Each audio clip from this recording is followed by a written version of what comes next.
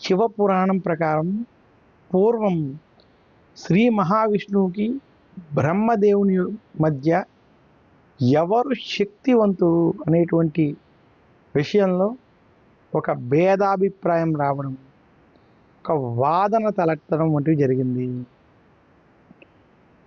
చతుర్ముఖ బ్రహ్మగారు నాకన్నా శక్తివంతుడు, నాకన్నా గొప్పవారు ఈ సృష్టిలో లేరని వాదించడం, నీకన్నా నేనే గొప్పవాణని శ్రీ మహావిష్ణువు అనడం, అలా వారిద్దరి మధ్య పెద్ద వాదన గొడవగా అది యుద్ధంగా మారడం. ఆ సమయంలో అక్కడ అనేక మంది అక్కడ ఉన్నటువంటి దేవతలు, ఋషులు, మునులు కూడా ఆ యొక్క యుద్ధానికి భయభ్రాంతులకు గురై ఈశ్వరుణ్ణి ప్రార్థించడం, వేడుకోవడం జరిగింది.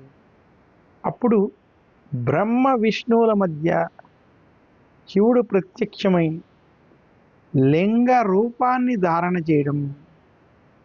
లింగ రూపాన్ని ధారణ చేసినటువంటి శివుడు మీ ఇరువురిలో ఎవరైతే ఈ లింగానికి సంబంధించినటువంటి ఆదిని కానీ అంత్యమును కానీ కనుక్కుంటారో వారే శక్తివంతులుగా తెలియజేయడం. ఆ యొక్క లింగ రూపానికి ఉత్తర భాగం వైపు ఆది ఏ మూల ఉన్నదో అని బ్రహ్మదేవుడు తన యొక్క హంసవాహనంలో వేగంగా పరిశీలించడానికి బయలుదేరడం, దక్షిణ భాగం వైపు శ్రీ మహావిష్ణువు వెళ్ళడం జరిగింది. ఎంత దూరం వెళ్ళినా బ్రహ్మకి కానీ విష్ణువుకి కానీ ఆది కానీ అంత్యం కానీ దొరకలేదు. ఇంకా అలా చాలా దూరం ప్రయాణించినటువంటి శ్రీ మహావిష్ణువు దీని అంత్యం నేను కనుక్కోలేనని తెలుసుకుని తిరిగి ప్రయాణం అయ్యాను. బ్రహ్మదేవుడికి దాని యొక్క ఆది దొరకకపోయినప్పటికీ ఆయనకి మధ్యలో ఒక కేతకీ పుష్పం అనగా మొగలి పువ్వు మరియు గోమాత కనిపించడం, వారిని నేను శివుని వద్ద దీని యొక్క ఆది అంత్య భాగాలు తెలుసుకున్నానని నేను తెలియజేస్తాను, దానికి మీరు సాక్ష్యము చెప్పాలి ఇది నిజము అని వారిని బలవంతంగా ఒప్పించి శివుని వద్దకి తీసుకెళ్ళడం. బ్రహ్మ గనక ఒప్పుకోకపోతే మమ్మల్ని శపిస్తాడనేటువంటి భయంతో వారు కూడా బ్రహ్మతో పాటు శివుని వద్దకు వెళ్ళడం.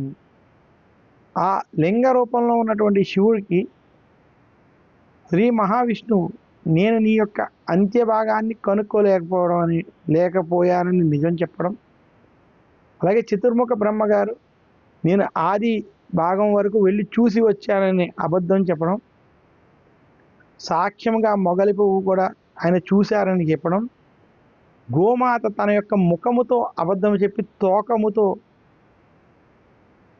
ఇది చూసి రాలేదనేటువంటి నిజాన్ని చెప్పడం చేత ఆ విషయాన్ని గ్రహించినటువంటి శివుడు చతుర్ముఖ బ్రహ్మగారు అబద్ధం ఆడారని గ్రహించి నీకు ఈ రోజు నుంచి ఎక్కడా కూడా పూజలు, ఆలయంలో పూజలు వంటివి జరగవని శపించడం.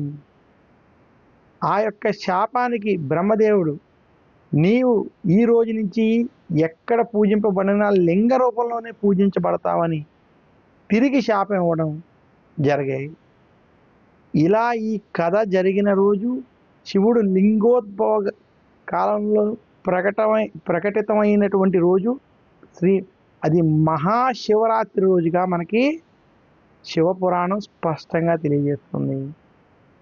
ఇంకా ఏదైతే శ్రీ మహావిష్ణువు ఎటువంటి అబద్ధం చెప్పకపోవడం చేత ఆయనకి ఈ సృష్టిని పరిపాలించేటువంటి సర్వశక్తులు ఉన్నాయని, ఆయన చాలా శక్తివంతుడిగా శివుడు వరమని ఇవ్వడం, ఈ ప్రపంచానికి సృష్టికి తెలియజేయడం, అలాగే బ్రహ్మదేవుడి యొక్క శాపాన్ని కూడా ఈ సృష్టికి తెలియజేయడం జరిగింది. అందుకనే ఈ శివపురాణంలో ఉన్నటువంటి ఈ లింగోద్భవ కాలంలో జరిగినటువంటి ఈ కథ ఆధారంగా శివరాత్రి రోజు ప్రత్యేకంగా లింగ రూపంలో ఉన్న ఈశ్వరుని శివారాధన వంటివి చేయడం విశేషం. ఏ వ్యక్తి అయితే మహాశివరాత్రి రోజు ముఖ్యంగా ఉదయము, సాయంత్రము ప్రదోషకాల సమయంలో విశేషించి అర్ధరాత్రి 12 గంటలకి లింగోద్భవ కాల సమయంలో ఈశ్వరుణ్ణి ఆరాధిస్తారో వారికి శివానుగ్రహం ఖచ్చితంగా లభిస్తుందని శాస్త్రాలు తెలియజేస్తున్నాయి. ఈ కథ ఆధారంగానే ఎవరైతే ఉదయం నుంచి ఉపవాసం ఉండి రాత్రి జాగరణ చేసి శివనామస్మరణ చేస్తూ లింగోద్భవ కాల సమయంలో పంచామృతాలతో ఈశ్వరుని అభిషేకం చేసి కనీసం గంగాజలం లేదా పాలతో శివుడిని అభిషేకం చేస్తే వారికి శివుని యొక్క అనుగ్రహం ఖచ్చితంగా లభిస్తుందని తెలియజేస్తున్నారు. ఇంతటి విశేషం ఉన్నది కాబట్టి శివుని యొక్క లింగోద్భవ కాలానికి శివరాత్రికి అంతటి ప్రాధాన్యత ప్రాముఖ్యత విశేషం కూడా మనకి పురాణాల ప్రకారం తెలియజేయబడ్డాయి.